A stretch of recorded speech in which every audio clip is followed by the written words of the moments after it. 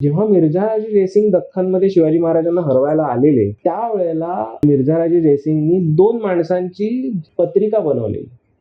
त्यातले एक शिवाजी महाराज आणि एक शहाजी महाराजांची. औळसकर हे गोनी दांडेकरांचे मामा. त्यांना महाराष्ट्र शासनाने रायगडवरती पुस्तक लिहायला सांगितलेलं. म्हणजे हे गव्हर्नमेंटनी पब्लिश केलेलं पुस्तक आहे. शिवाजी महाराजांनी जी वखार लुटलेली ती परत मागण्यासाठी ब्रिटिशांनी किती प्रयत्न केले हे त्या पुस्तकात लिहिलंय.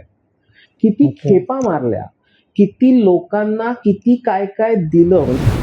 आणि मुख्यतः ह्याच्यावरून 2-3 गोष्टी मला पुस्तकावरून कळल्या. एक म्हणजे ना, शिवाजी महाराजांचं खाणं आणि राहणं एकदम साधं होतं. म्हणजे त्याच्यात ह्याच्यात दिलेलं की खास हेनरी ऑक्झिडनसाठी एक बकरा कापून आणलेला वर. म्हणजे ह्याचा अर्थ शिवाजी महाराज काय दर दिवशी मांस मटण वगैरे खात नव्हते. हे जसं कळतं आपल्याला की राहणीमान किती साधं होतं त्यांचं. ते त्यावेळच्या इतिहासाप्रमाणे. नंतर त्यांनी लिहिलं की नंतर जर इतिहास नवीन काही डॉक्युमेंट किंवा काही कागदपत्र बखर मिळाली आणि त्याच्याने हा इतिहास बदलला तर तो नवीन येणार. बाबासाहेब पुरंदरेंचे राजा शिवछत्रपती त्याच्यामध्ये बऱ्यापैकी इतिहास आहे. किल्ल्यांच्या बद्दल माहितीसाठी असेल तर गोनी दांडेकरांचं आहे, प्र. घाणेकरांचं आहे, आनंद पाळंदेंची पुस्तकं आहेत. आणि त्याच्यानंतर हा किल्ल्याचं रूपांतर फक्त तुरुंगासाठी होतं. सखाराम बापू गोकील जे पेशव्यांच्या दरबारातले काही प्रमुख मंत्री होते, ज्यांच्या उत्तरार्धीच्या काळात त्यांना कैद केलेलं तिकडे रायगडावरती.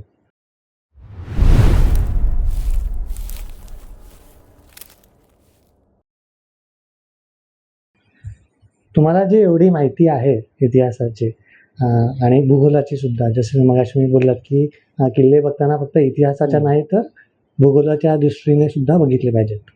तर मग तुम्हाला ही आवड कुठून निर्माण झाली? आम्ही लहान होतो ना त्यावेळेला घरी श्रीमान योगी आम्हाला वाचून दाखवायचे. एक उन्हाळ्याच्या सुट्टीतला हा संध्याकाळचा किंवा रात्रीचा झोपायच्या आधीचा एक हे असायचा. सो ते एक एक किस्से वाचण्यामध्ये आवड निर्माण झाली. ती मग पुढे जेव्हा शाळेत जेव्हा आपल्याला इतिहास शिवाजी महाराजांचा किंवा वाचायला मिळाला त्याच्यातून ते पुढे त्याने मी खरं म्हटलं तर हिस्ट्री किंवा BA वगैरेला जायला पाहिजे होतं. पण काय झालं नाही. मग त्याच्यानंतर मी स्वतः पण पुस्तकं वाचली. बाबासाहेब पुरंदरेंचं पहिलं वाचलं गेलं राजा शिवछत्रपती. त्याच्यानंतर माधवराव पेशव्यांचं वाचलं स्वामी. मग त्यावेळेला मी परत श्रीमान योगी. मग स्वामी एवढं आवडलं की रणजित देसाईंची 3 पुस्तकं एकत्र वाचली गेली. म्हणजे स्वामी धरून स्वामी वाचलं, श्रीमान योगी वाचलं आणि राजा रविवर्मा वाचलं. मग त्याच्यानंतर मग मराठ्यांच्या इतिहासाच्या ह्याच्यानी मग मी छावा वाचलं. मग मंत्रा वेगळा वाचलं. झेप झुंज नासाई नामदारांचं लिहिलेलं झेप झुंज मंत्रा वेगळा. मंत्रा वेगळा हा बाजीराव दुसऱ्यावरचा आहे. शहेनशाह औरंगजेबवरचं आहे नासाई नामदारांचं. शहेनशाह औरंगजेबच्या दृष्टीने त्यांनी लिहिलेलं. म्हणजे असं काय त्यांनी औरंगजेबला खूप मोठा किंवा त्यांनी जे केलं त्याच्याबद्दल काही, ती कादंबरी आहे शेवटी. ते काही इतिहासकार किंवा असं याने नाही आहे. ती कादंबरीमध्ये कशा तुला काही किस्से किंवा काही असं ड्रॅमटाइज्ड येतं. जेव्हा इतिहासाच्या दृष्टीने वाचतोस तेव्हा तो निव्वळ इतिहास असतो. म्हणजे मी एक रायगडची जीवनगाथा म्हणून पुस्तक आहे औळसकरांनी लिहिलेलं. औळसकर हे गोनी दांडेकरांचे मामा. आणि त्यांना महाराष्ट्र शासनाने रायगडवरती पुस्तक लिहायला सांगितलेलं. म्हणजे हे गव्हर्नमेंटनी पब्लिश केलेलं पुस्तक आहे. अच्छा. हा. आणि ह्याच्यात कोणावरही नाहीये. ह्याच्यात रायगडची कथा आहे. रायगड पूर्वी काय होता, रायगड हा रायरीचा पर्वत होता. त्याचा मग शिवाजी महाराजांनी त्याचं रूपांतर केलं किल्ल्यामध्ये. त्याच्यावरती राज्याभिषेक झाला. तर राज्याभिषेकाला कोण कोण आले, कोण गेले, एक तो किस्सा माहितीये की नाही. चला आता ह्याच्यातून एक आपण किस्सा पण तुला सांगतो. पन्हाळ्यावरून जेव्हा शिवाजी महाराज जेव्हा पन्हाळ्यावर अडकलेले तेव्हा सिद्धी जोहरचा वेढा होता पन्हाळ्याला. तेव्हा सिद्धी जोहरच्या वेढ्यामध्ये ब्रिटिशांनी तोफा डागल्या. ते शिवाजी महाराजांनी बघितलं. पण ब्रिटिशांनी एक चूक केली. त्यांनी युनियन जॅक झेंडा लावून ब्रिटिशांनी तोफा डागल्या. तर शिवाजी महाराजांना ते खटकलं. कारण तुम्ही व्यापारी, तुम्ही तोफा विकणारी लोक आहेत. तुम्ही तोफा विकणाऱ्याबरोबर तुम्ही त्यांना मदत केलीत, सगळं मान्य, पण तुम्ही तुमचा झेंडा का लावावा. सो पन्हाळ्यावरून शिवाजी महाराज जेव्हा निसटले, त्यांनी पहिलं काम केलं ते म्हणजे त्यांची वखार लुटली राजापूरची ब्रिटिशांची, आणि तिकडे 3-4 ब्रिटिशांना कैद केलं आणि घेऊन आलं. काही एक लिंगाणाला पडलेला, एक आजारी पडला, मग तो सुटला, आणि जी वखार लुटली सगळी, त्याच्यामुळेच ब्रिटिशांनी नेऊन लिहून ठेवली की शिवाजी महाराज हे दरोडेखोर आहेत. पण शिवाजी महाराजांनी काही स्वतःसाठी वापरली नाही, ती राज्यासाठी वापरली. पण हा ब्रिटिशांचा काय म्हणतात पर्स्पेक्टिव्ह किंवा दृष्टिकोन होता की शिवाजी महाराज लुटेरे आहेत. पण ती जी राजापूरची लूट होती, शिवाजी महाराजांनी जी वखार लुटलेली, ती परत मागण्यासाठी ब्रिटिशांनी किती प्रयत्न केले हे त्या पुस्तकात लिहिलंय. किती खेपा मारल्या, किती लोकांना किती काय काय दिलं, म्हणजे अष्टप्रधानांपैकी पंतप्रधानाला किती दिलं, सचिवांना म्हणजे बाळाजी चिटणीसांना किती दिलं, राजकुमार संभाजी महाराजांना किती दिलं, कारण ते नजराणे द्यायला लागतात, महाराजांना किती दिलं नजराणे, ही सगळी नोंद त्या पुस्तकात आहे. शेवटी त्यांना ते मिळाली परत की मग त्यावेळेला राज्याभिषेकाच्या आधी मिळाली. म्हणजे वखार लुटली कधी, अफजल खानाचा वध झाला 1557 की 56 मध्ये, तेव्हापासून जवळपास 20 वर्ष त्यांचं चालू होतं. आणि प्रत्येक जेव्हा ब्रिटिशांचा कोणतरी यायचा तेव्हा एक दुभाषी यायचा, कारण इंटरप्रेटर. मग तो आणि हे असे दोघं मिळून, मग त्याच्यासाठी इनफॅक्ट हेनरी ऑक्सिडन जो आलेला ब्रिटिश राज्याभिषेकाच्या वेळेला महाराजांच्या, त्याच्यासाठी भवानी टोकेच्या साईडला, त्यांना मुख्य किल्ल्यामध्ये शिवाजी महाराजांनी जागा दिली नाही, त्याला भवानी टोकेला बसवलं. कारण मुख्य किल्ल्यामध्ये काय चालतं हे त्याला कळलं नाही पाहिजे. म्हणजे शिवाजी महाराज त्यावेळेला तर ब्रिटिश काहीच नव्हते कुठे भारतात, पण तरी शिवाजी महाराजांनी त्याला लांब बसवलेलं. आणि मुख्यतः ह्याच्यावरून 2-3 गोष्टी मला पुस्तकावरून कळल्या. एक म्हणजे ना, शिवाजी महाराजांचं खाणं आणि राहणं एकदम साधं होतं. म्हणजे ह्याच्यात दिलेलं की खास हेनरी ऑक्सिडनसाठी एक बकरा कापून आणलेला वर. नाही म्हणजे ह्याचा अर्थ शिवाजी महाराज काय दर दिवशी मांस मटण वगैरे खात नव्हते. हे जसं कळतं आपल्याला की राहणीमान किती साधं होतं त्यांचं. दुसरं एक हे म्हणजे त्याला म्हटलं तसं त्याला लांब ठेवलेलं, त्यामुळे त्याला मुख्य ह्यांचे काय जी खलबतं चालायची, काय जी निर्णय घेतले जायचे, ह्याच्यामध्ये तो कुठेही नसायचा. त्यामुळे किती दूरदृष्टीपणा होता आणि किती कसं होतं ते पण कळतं. सो म्हणजे असे काय काय किस्से कुठून तरी वाचतो. म्हणजे काही संबंध नव्हता ह्याचा.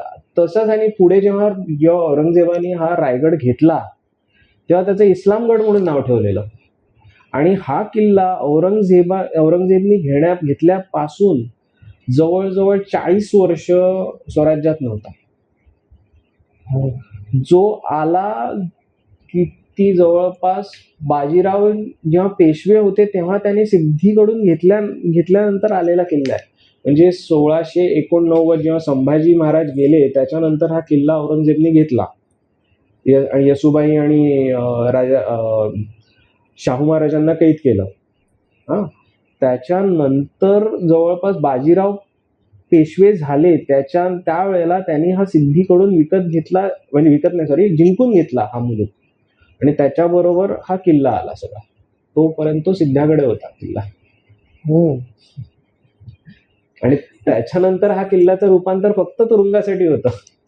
सखाराम बापू गोकील जे पेशव्यांच्या दरबारातले काही प्रमुख मंत्री होते, ज्यांच्या उत्तरार्धीच्या काळात त्यांना कैद केलेलं तिकडे रायगडावरती, तुरुंग म्हणून वापर केला गेला रायगडाचा शेवटी. ह्याबद्दल मला कधीच नव्हतं ऐकलं मी. म्हणून म्हटलं म्हणजे कधी कधी काय पुस्तकातून आपल्याला काय वाचतं. आणि ही कादंबरी नाहीये, हे रायगडची जीवनगाथा ही औळसकरांनी लिहिली आणि त्यांनी प्रस्तावनात लिहिलेलं आहे की औळसकरांनी जेव्हा ही पुस्तक लिहिलं ते त्यावेळच्या इतिहासाप्रमाणे. नंतर त्यांनी लिहिलं की नंतर जर इतिहास नवीन काही डॉक्युमेंट किंवा काही कागदपत्र बखर मिळाली आणि त्याच्याने हा इतिहास बदलला तर तो नवीन येणार. जसं तुला माहिती आहे, आता नेहमी आपण शिवाजी महाराजांची जयंती पूर्वी साजरी करायचो मराठीच्या तिथीप्रमाणे. नंतर मग अचानक गव्हर्नमेंटनी 19 फेब्रुवारी ही तारीख ठरवली की शिवाजी महाराजांचा हा जन्मदिवस ग्रेगरियन कॅलेंडर प्रमाणे. तिथे कुठून आलं तर एकदा आम्ही बाबासाहेब पुरंदरेंच्या कार्यक्रमाला गेलो तर तेव्हा त्यांनी काय सांगितलं की एकदा त्यांना बाबासाहेब पुरंदरेंना स्वतः कुठेतरी माहिती मिळाली की शिवाजी महाराजांच्या किंवा त्याच्या आधीच्या थोड्याशा काळातले काही कागदपत्र राजस्थानमध्ये कोणाकडे तरी आहेत म्हणून ते तिकडे गेले मग शोधायला. तर तो माणूस होता एक ज्योतिषी, ते त्याचे पूर्वज ज्योतिषी होते आणि ते मिर्झा राजे जयसिंग यांच्या सैन्यामध्ये ज्योतिषीचं काम करायचे. अच्छा. हा, सो जेव्हा मिर्झा राजे जयसिंग दख्खनमध्ये शिवाजी महाराजांना हरवायला आलेले युद्ध करायला, त्यावेळेला हा ज्योतिषी आलेला त्यांच्यावर. त्यावेळेला त्यांनी मिर्झा राजे जयसिंगनी 2 माणसांची पत्रिका बनवलेली, त्यातले एक शिवाजी महाराज आणि एक शहाजी महाराजांची. हो. त्या 2 पत्रिका त्यांना मिळाल्या तिकडे आणि त्या पत्रिकेप्रमाणे जी त्या वर्षाचं ग्रेगरियन कॅलेंडर प्रमाणे जी तारीख होती ती शिवाजी महाराजांची जन्मतारीख म्हणजे 19 फेब्रुवारी 1630. आपण या किस्स्यांकडे आलोच आहोत, तर मला अजूनही काही किस्से तुमच्याकडून जाणून घ्यायची इच्छा आहे. पण त्यापूर्वी मला अजून एक गोष्ट जाणून घ्यायची आहे की आजकाल आपण जे बघतो तर चित्रपट म्हणा किंवा इव्हन सोशल मीडियावरती म्हणा तर बरीचशी माहिती असते जी महाराजांबद्दल किंवा इतिहासाबद्दल सांगितली जाते, बट ती सगळीच खरी असते असंही नाही किंवा काही गोष्टींमध्ये ती वाढवून चढवून अशी दाखवली जाते किंवा त्याच्यामध्ये जास्त कलरिंग केलं जातं. तर मग जर आपल्याला एक for a layman as like if you would like to recommend some books, तर मग कुठच्या बुक्स अशा आहेत, कुठच्या पुस्तकांमधून मला खरी माहिती मिळेल? काय माहिती आहे ना, मगाशी मी म्हटलं तसं इतिहास हा बदलत राहणार. जर नवीन कागदपत्र मिळाली तर आज लिहिलेली इतिहासाची जी पुस्तकं आहेत ती बदलणार उद्या. पण आतापर्यंत जी हा, सो मी ते see don't go by everything what is spread out on the social media. ती बरोबर असू शकते, चुकीशी असू शकते. त्या माणूस जो सांगतोय तो इतिहासकार आहे किंवा तो त्यांनी इतिहासाचा अभ्यासक आहे की काय आहे ते आपण आधी जाणून घ्या. त्याच्याशिवाय ती माहिती खरी ठरू शकत नाही. बरेच चांगली माहिती देणारे आहेत म्हणजे सोशल मीडियावर पण, आणि इंटरेस्टिंग वाटतात ते. काही जण देवळाच्या रचनेबद्दल सांगतात, काही इतिहासाबद्दल सांगतात, चांगलं सांगतात ते, आणि खरी पण असते बऱ्यापैकी. डेफिनेटली खरी पण असते, पण काही ठिकाणी खोटी पण असते. त्याच्यामुळे it is slightly distorted, slightly coloured किंवा ड्रामेटाइज. त्याच्यामुळे संभ्रम असतो की मी कोणत्या गोष्टीवर ड्रामेटाइज केली तर आपल्याला कळतं ही ड्रामेटाइज्ड आहे, त्याच्यामध्ये जास्त घुसू नये. म्हणजे सांगायचंच झालं तर संजय लीला भन्सालीचा जो चित्रपट होता बाजीराव मस्तानी, तो किती ड्रामेटाइज्ड होता आणि किती फ्रीडम ऑफ एक्सप्रेशनच्या नावावर किती डिस्टॉर्ट झालेला ते सांगण्यात माहितीच आहे. हा, so let's not get into it. म्हणजे पुस्तक मी मगाशी म्हटलं तसं मी पहिली वाचलं बाबासाहेब पुरंदरेंचं राजा शिवछत्रपती. त्याच्यामध्ये बऱ्यापैकी इतिहास आहे, चांगला लिहिलेला आहे. कोणी काही बोलू दे बाबासाहेब पुरंदरेंबद्दल, पण त्यांचा इतिहास अजूनही मला वाटतं तरी चांगला आहे.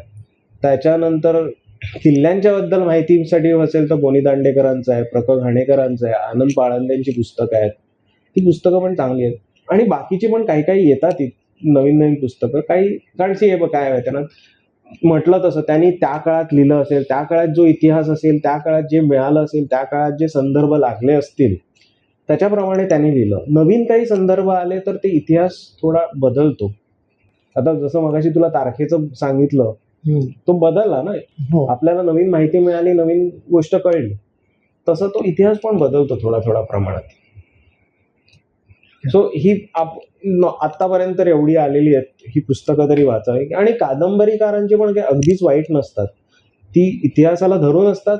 Yes, the events may be or the dialogues may be dramatised, कारण शेवटी त्याच्यामध्ये 2 माणसांचा डायलॉग असतो, 2 माणसं एकमेकांशी बोलतात, ते लिहिलेलं असतं. तर ते ऍक्च्युअली तसंच होईल असं नाही आहे, पण तो संदर्भ इतिहासातून ते घेतात. थँक्यू. आपण पुढच्या एपिसोडमध्ये आपण गप्पा मारूच अगेन आपल्या एकदम आवडत्या विषयावरती. त्या कहाण्या होत्या त्यावेळेच्या, त्या काळातल्या, त्याच्याबद्दल आपण थोडंफार बोलू. So thank you so much. Thank you.